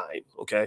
We're also going to talk about all the different things that your talent can do for you besides simply impress white people, right? Who cares what they think about you? You are special, period. You don't need their validation in order for you to be somebody, right? And what makes me sad is I wish every Black girl had that kind of support. I wish every Black girl had a father who could talk to them like that. And the problem that you have, again, I talk about this literally in my book, The 10 Commandments of Black Economic Power. I talk about that. Like just this idea that somehow we've been tricked into believing that fathers don't matter. No. Your father is one of your lions. Like he's going to fight for you. He's the one man in your life who will die for you, who ain't trying to get some ass. He ain't trying to, he's not trying to use you in some way. He's really there for you. So basically, long story short, The conversations we have about Hollywood make me think about what I'm going to be doing when I go to LA on September 8th. So when I get there, I said, I want to hopefully convince my friends in LA about all the different things that you can do because you're so talented already, right? If you are a great filmmaker, director, writer, producer, actor, actress, do you know how many different areas you could excel in? Do you know what kind of a great entrepreneur you would be if you got the right training? Do you know how you could build brands or create your own film projects or and monetize them and all? I mean, so effectively, that's what the conversation will be about. That's what the training will be about. It's going to be all about how I kind of did it myself. I have over 1 million followers on YouTube. I had 3 or 4 million on Facebook. They kicked me off Facebook, but they didn't kill all my pages. So my pages are there, but my team goes to my Facebook pages. My Instagram page got shut down, but I had 440,000 on Instagram before they shut that one down. But I have a new Instagram if you want to go check it out. It's Dr. Boyce Finance. So feel free to go there at Dr. Boyce Finance. Look, be careful about the fake pages though. There are lots of scammers out there. And basically just say like, okay, here's how, without the help of white people, here's how you can build a platform. Here's how you can create content. Here's how you can distribute the content. Here's how you can monetize it. And because the thing about it is that in entertainment, the models that I see winning the most, I'm not impressed by people that have been sort of embraced by Hollywood or embraced by the music industry or whatever. Because my thought is, I'm kind of like E40. E40 had a song called "To Whom It May Concern." Everybody should go listen to the song. And in the song, he basically says, they'll find a new N word next year. They'll find somebody to replace you next year, right? So you're just hot right now, but you're not gonna be relevant any longer than your master wants you to be relevant. You're not going to be significant any longer than your benefactor decides that they need you. Once your owner decides that they want to throw you out and spit you out like a piece of gum and replace you with a new piece of bubblicious, you're done. You're gone. You're out of there. So if you don't have ownership, I know ownership is harder. Ownership takes more time. Ownership takes more long-term planning. But if you don't have ownership, you're literally on super thin ice. And so that long-term play is really the power play, right? The people that built Hollywood, they didn't build it in a couple of weekends. They didn't build it by seeking jobs. They built it through long-term hard work, commitment, and infrastructure investments. They did it. They built it by pouring into their own community, right? And I think Black people should do the same thing. I really believe that. And I think that if we do that, it won't take long for us to really build something that's very powerful. Like the NFL, the teams in the NFL, were being purchased for like $50, $100. The Chicago Bears, I think, were purchased for less than $100. The Cleveland Browns for a couple $100. Green Bay Packers for $50. That type of thing. Now all these teams are worth billions of dollars, and they were worth a lot of money within less than a generation. So what I would say to you, hold on for 1 second, guys. Give me a second. I gotta hit a button here. Oh, you know what that is? That was my alarm reminding me that it's time for me to go get the laundry. I got to take the laundry upstairs for my wife. So, see, I got the real people problems. All right, so let me finish up since I got to go get the laundry to my wife. Hit the thumbs up button. Thumbs up, share, subscribe if you haven't done it yet. Let's see here. Cammy, I started an investment fund for my nieces and nephews, but they don't seem interested. How do I motivate them to get involved?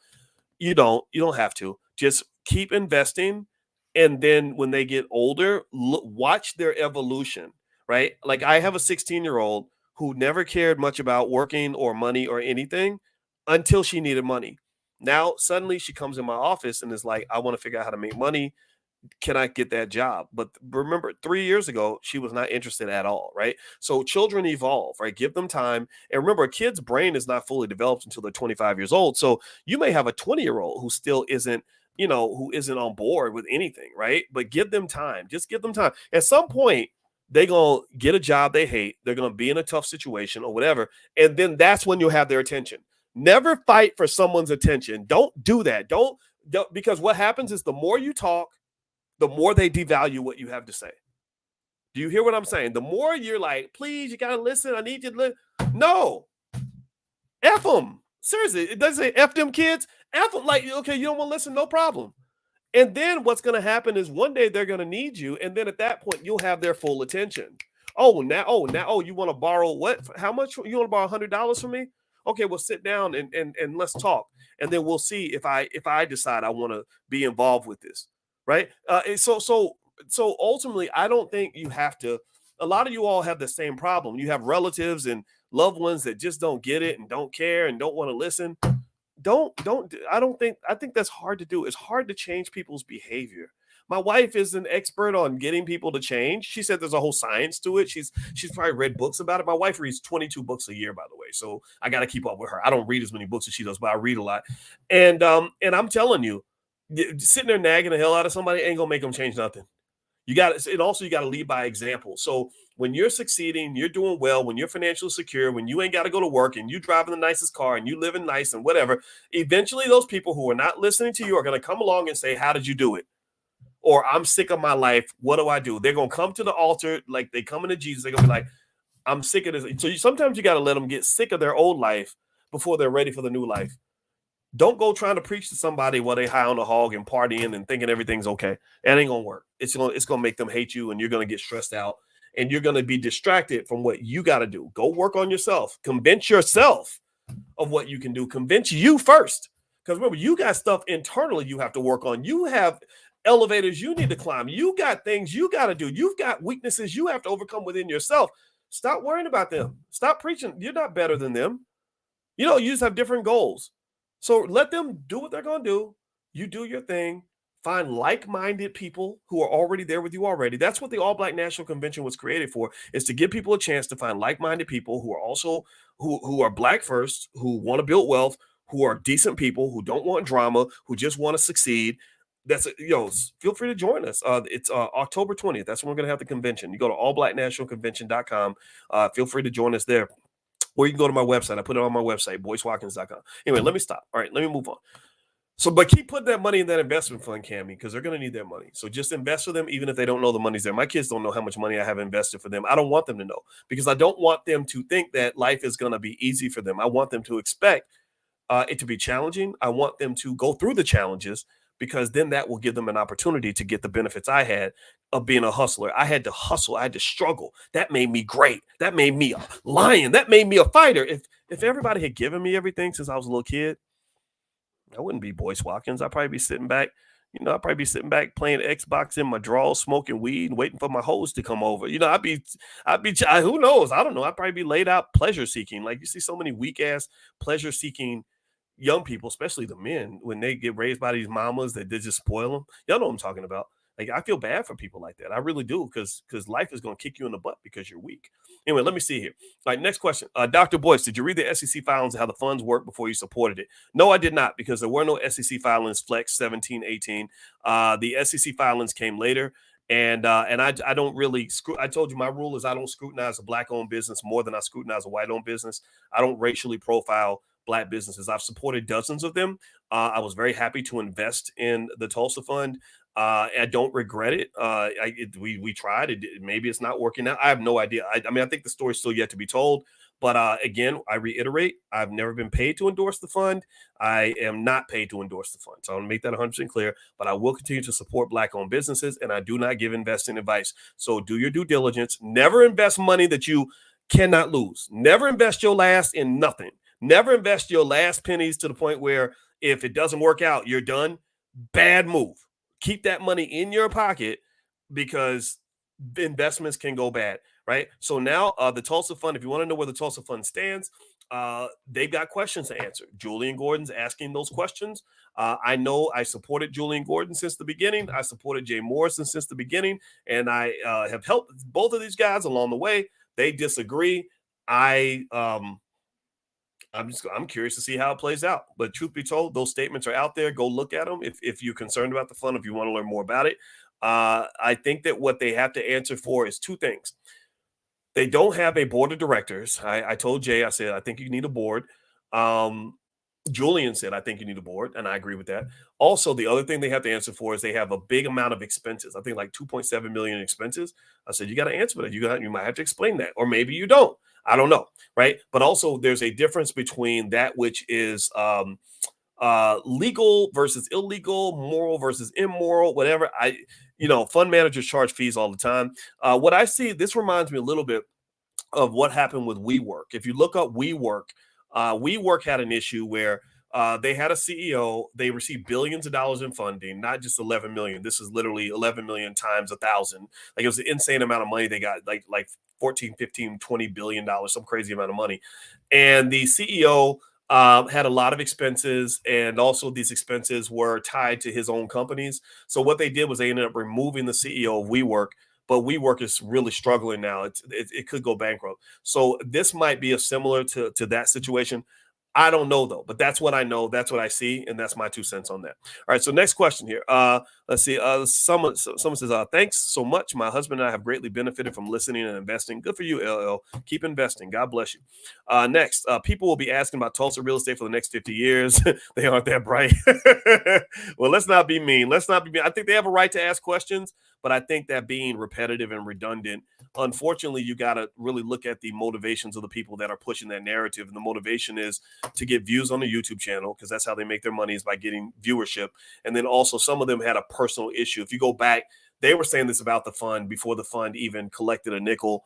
So sometimes jealousy does creep into that, but that does not mean that there aren't legitimate questions being asked. I can tell you, I don't think Julian Gordon is asking questions because he's hating the fund. He invested in the fund.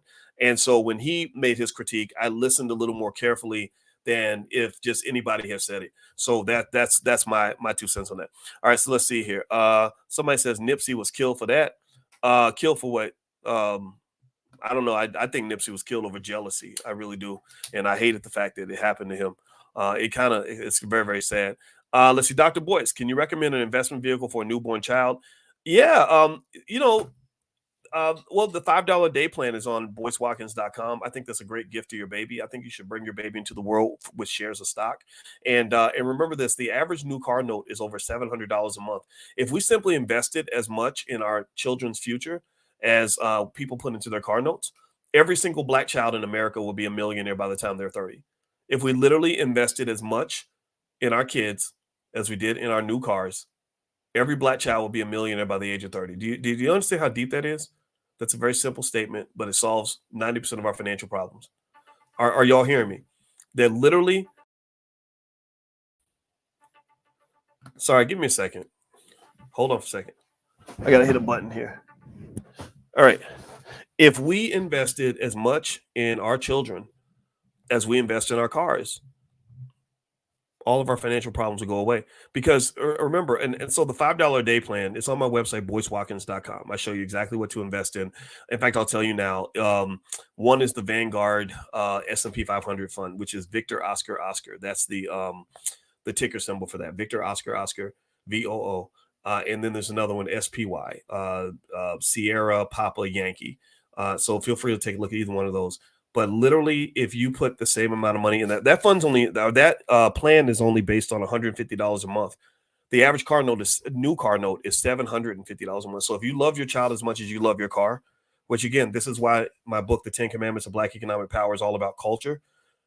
If your culture tells you that your car is more important than your child, then you're going to have your child's going to have financial problems, because you're neglecting your child because you really want that material item, which says that there's some spiritual or psychological issue you might have to deal with in therapy, right? Maybe that validation of the new car gives you something in your spirit that you didn't get as a child.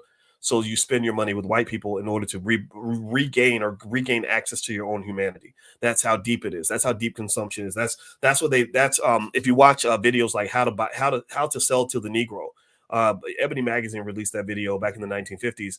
They explained that a lot of the money black people spend on things that aren't necessarily beneficial is driven by a lack of self-esteem. It's driven by sort of trying to prove to white people that we're as good as they are, or to prove to rich people that we're worthy, and that we're more worthy than they claim for us to be.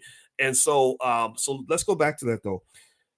So the $5 a day investing plan, which is on my website, BoyceWatkins.com, basically says that investing $35 a week consistently on autopilot, just set it and forget it. Don't even look at it. Just set it one time. Don't even look at it again. Just don't sell anything. That after 10 years, they'd have approximately $21,000 or $29,000.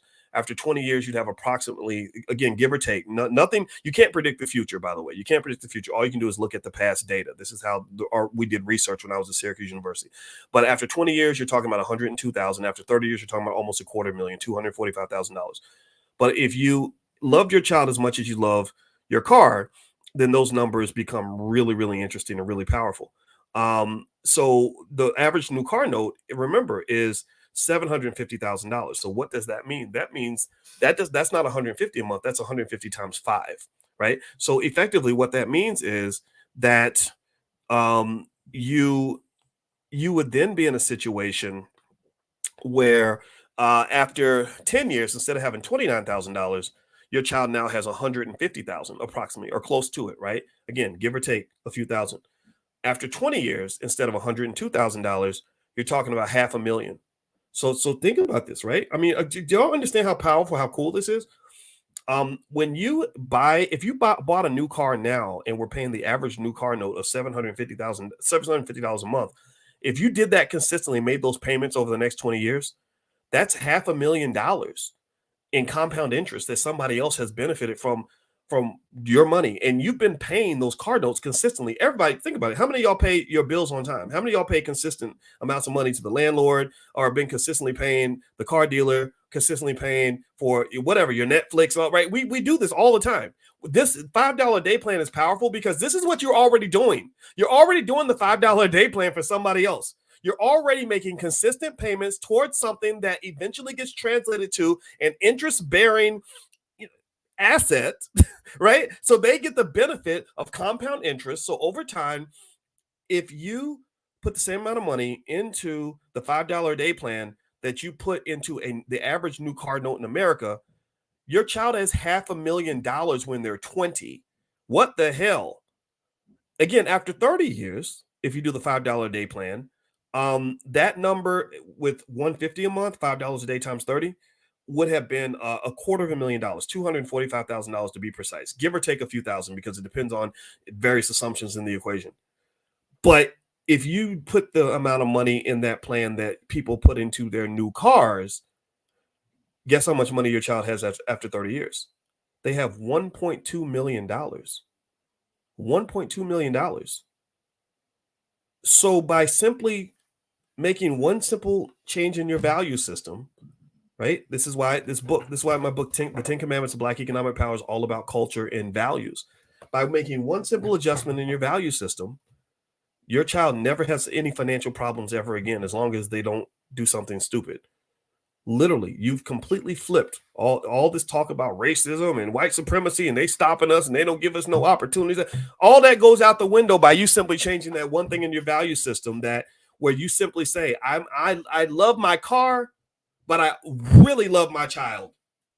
I love my car more than I love my child. If that's how you think, then you are going to fail, right? If you love the fresh new Cadillac that they showed you on the BET commercial more than you love your child, if you're investing more in your car dealer than in your child, then your child's going to be poor. Your car dealer will be rich. Do y'all understand what I'm saying? Give me a yes. I like things that are impactful and simple, not even profound. This is not any type of genius. This is something so simple I can explain it to a 4-year-old. So the question to ask yourself as a Black person in America right now is, do I love a goddamn car? If you love your child more than you love your car, then that does not mean that you don't get a car. That does not mean that I need you taking the bus to work. I'm not saying you can't have a new car. Get the car, but don't get the car before you get your damn child. Take care of the baby before you take care of the car dealer. Take care of yourself before you take care of massa. And this is simple, but it's not common. Why is it not common? Well, because every time you turn on the TV, they're promoting this false idea that to be Black, you got to be fly. You got to have the flyest this and the nicest that. And people will spend their last trying to look fly and then walk around talking about how broke they are. Or they will spend $1,000 on a new iPhone, but then, tell the person in the after school program, well, I don't have $50 to put my child in your program because $50 is too much. Y'all Negroes is robbing people, but you just went down and gave $1,000 to Apple. So it's values. It's values.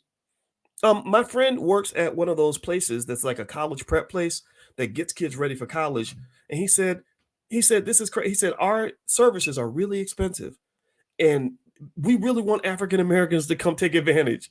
He said we give it away to them damn near free, and they still don't show up. He said they still won't come in. He said, but we got Indian families, Asian families, Nigerian families that are working class families that will save for a year to get their child in the program to make sure that they're ready for college. Is racism doing that? No, the white man ain't telling you can't show up. That's bad culture. But now racism plays a part because racism feeds you your culture, because that's where the BETs and stuff come from, because in urban radio, right? Their job is to make sure that you have the worst culture imaginable. Their job is to poison your mind and your spirit at every available opportunity. So the white man's still in the room. The racism's still there. It's just not there in the way that you might think.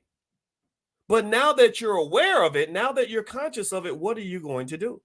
Now that you know that there's an issue, what are you going to do?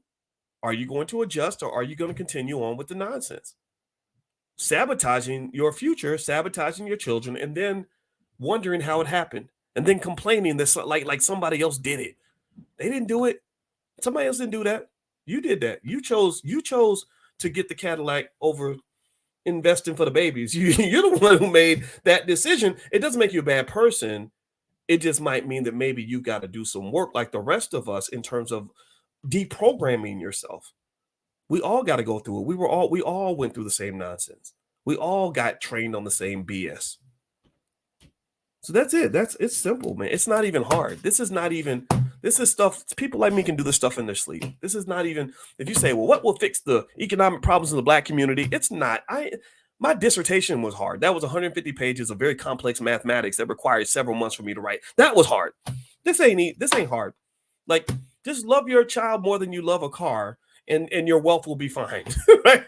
Just get yourself the Mercedes, but just get the Mercedes after you put the money into your child's future, or invest in your, just say, I got $1,000. I'm gonna put 500 over here, 500 over there.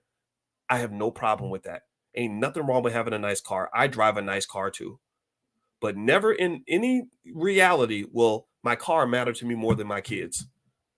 I'll fight for my kids. I'll die for my kids. I'll invest in my kids. And then me and my wife go out and get the car and go on vacation after that. You can do both at the same time. And I want you to understand that. So don't think that this is something that's going to require you to change who you are. It just requires you to love yourself as much as you love everybody else.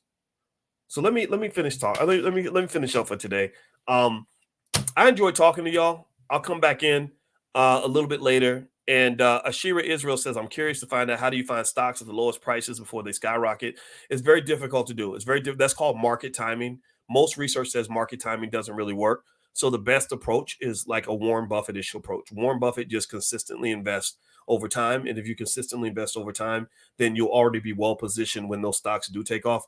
It's hard to predict. So, for example, a lot of you that are in the Prime program know about Affirm. Affirm is one of the stocks that I've had for a long time. It generates a lot of money when you talk about trying to generate income from selling the options. Affirm, I've made a lot of money from that.